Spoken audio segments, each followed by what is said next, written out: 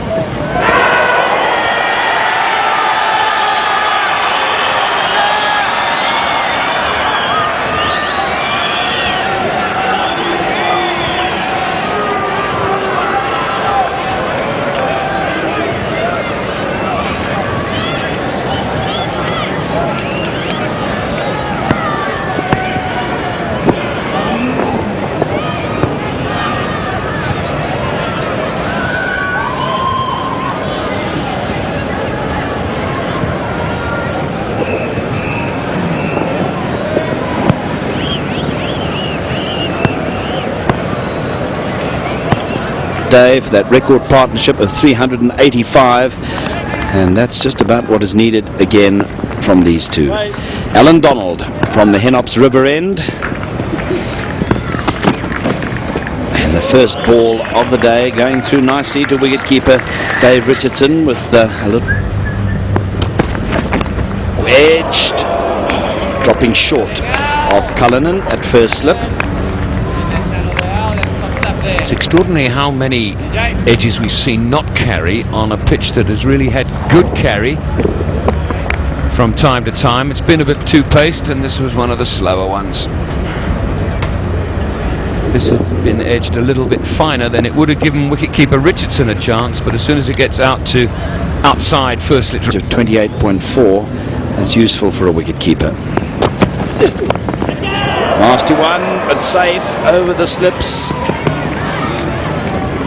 Can't quite get to the boundary. Cullinan giving chase. And a couple. I've been really impressed with Brett Schultz throughout this test match. He's got the ball to swing into the right-hander when he's bowled it full, and he's got this sort of bounce when angling it across. Steve Waugh right behind it, and lucky to get that sort of height on it, and falling safely over the top of the slip's heads, right off the shoulder of the bat.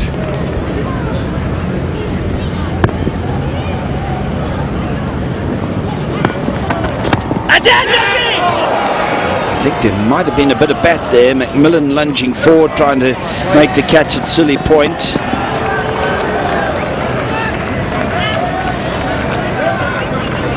Certainly two noises. Inside edge, onto the pad, up in the air, but McMillan, as soon as that backlift goes high, it's very easy just to back off a little bit, and unable to get forward and catch it in time.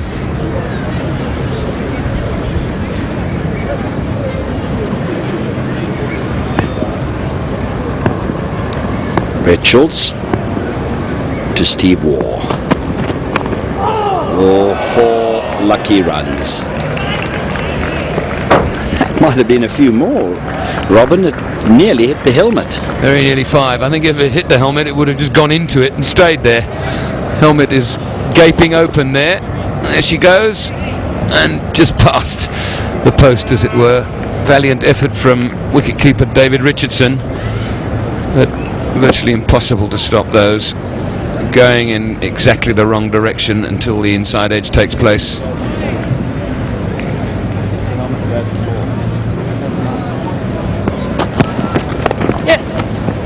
It's a cheeky single. Oh, he would have been run out, I think, by a mile. I don't think Waugh expected Waugh to be able to pivot like that and have a go down at the bowler's end. Tight, he says. I don't think it was so tight. Only tight because he got in. This will show that he might have been a good metre out or more. Monday, working day, so it might be a problem for them being able to see past that. There might be runs here, and indeed 4 of them for Steve Waugh. It's just a little bit too wide from Pat Simcox, and the ball not turning enough to really give the right-hander too much trouble. What a series he's having again, Steve Waugh. Ooh, well, just never got up.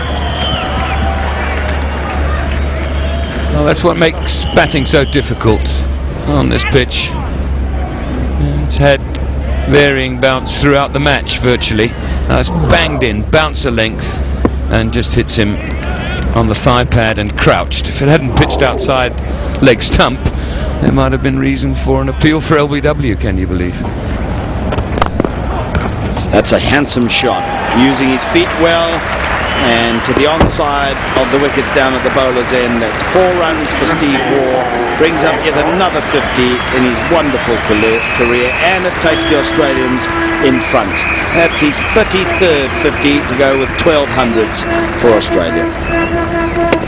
And the 4th time that he's got 50s in each innings of a test match.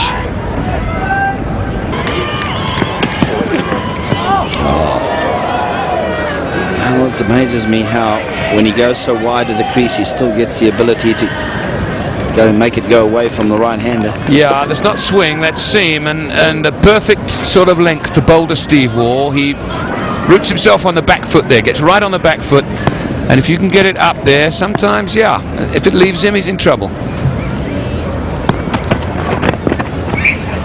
There's more runs here for Steve Waugh past the square leg umpire, 4 of them in fact.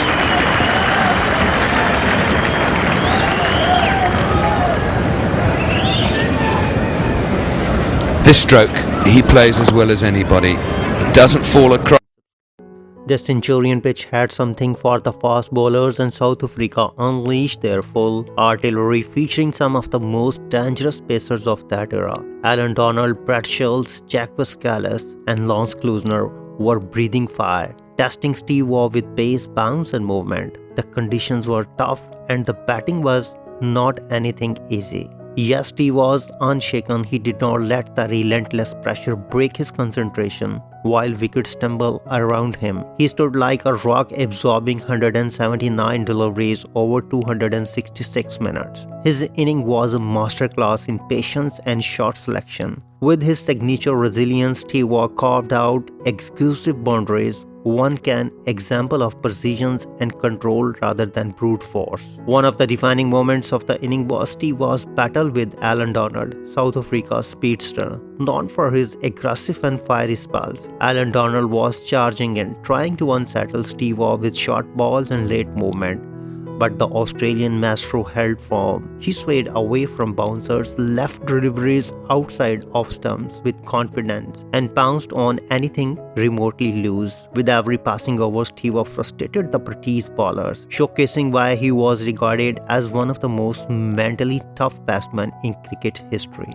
A score of 60 not out may not seem extraordinary in an era of flamboyant stroke maker, but in the context of the match, it was a masterpiece of survival and grit. It was not just about the runs, it was about weathering the storm, about setting an example for his teammates. This innings demonstrated why Steve Waugh was the backbone of Australian batting lineup and one of the greatest crisis managers in cricket history. Steve Waugh's batting style was built on discipline, patience, and calculated aggression. He was never the flashiest batsman, but was among the most effective. His ability to absorb pressure, play in testing conditions, and make tough runs set him apart. He excelled at playing squares of the wicket, using the cut and pull shots to great effects. While he could accelerate when needed, his greatest strength was his mental fortitude, a quality that made him one of the best finishers in Test cricket.